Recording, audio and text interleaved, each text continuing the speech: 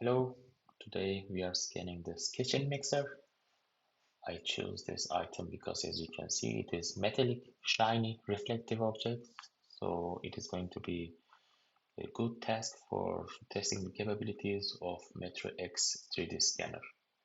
As you can see I placed lots of track points.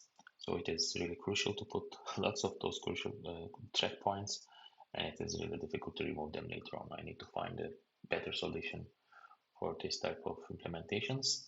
But anyhow, I try to scan it and I just use this turntable which I purchased from IKEA, and it is really helpful for me to just rotate this component around because it is really heavy. And as you can see, I just scan the item slowly and I mimic like trying to paint this item virtually. So I keep one eye with my computer and see if the scan data is precisely scanned, and I capture all the information from the component. And often I just stop scanning and I just check the 3D model, and if we have any missing data, I just try to identify those locations and go back and continue to scanning process. And due to this software, it's allowing us to pause and restart the scanning operation. Is really nice. And on top of it, if you have different parts we need to scan, you can just stop the scan, and on top of it, you can just scan another uh, objects.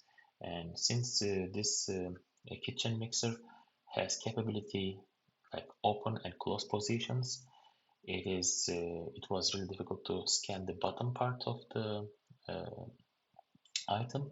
So I just stop the first scan and then restart scanning again.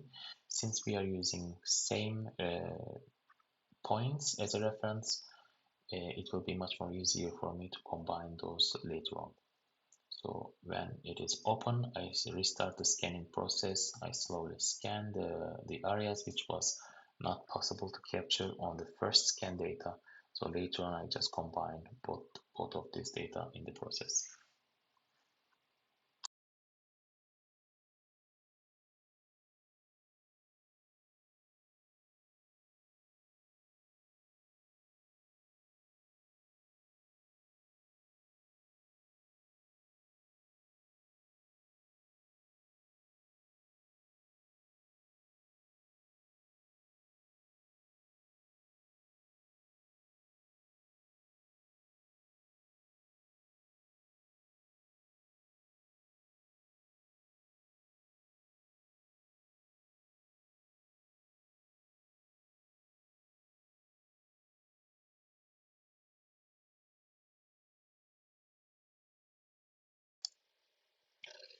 Here I'm jumping into the software environment. As you can see, we have two objects. First, we are going to apply the fusion operation for those two captures, and then I will try to see if those components are going to align with each other automatically. And as you can see, it is aligned automatically, and I just undo this process and go back to remove some of the components which are overlapping. So we don't need the bottom part of this second scan.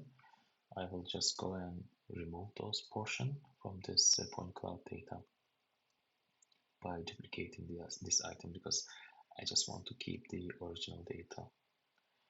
And then later on I will just combine the upper body and the lower body together, so it will combine this data and it will give us complete picture.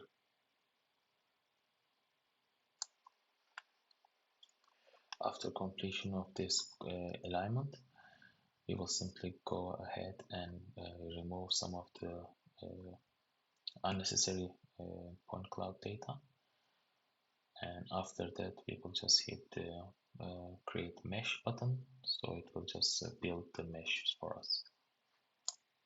So if you want to get access to scan data and mesh model, please check description below to get access to it.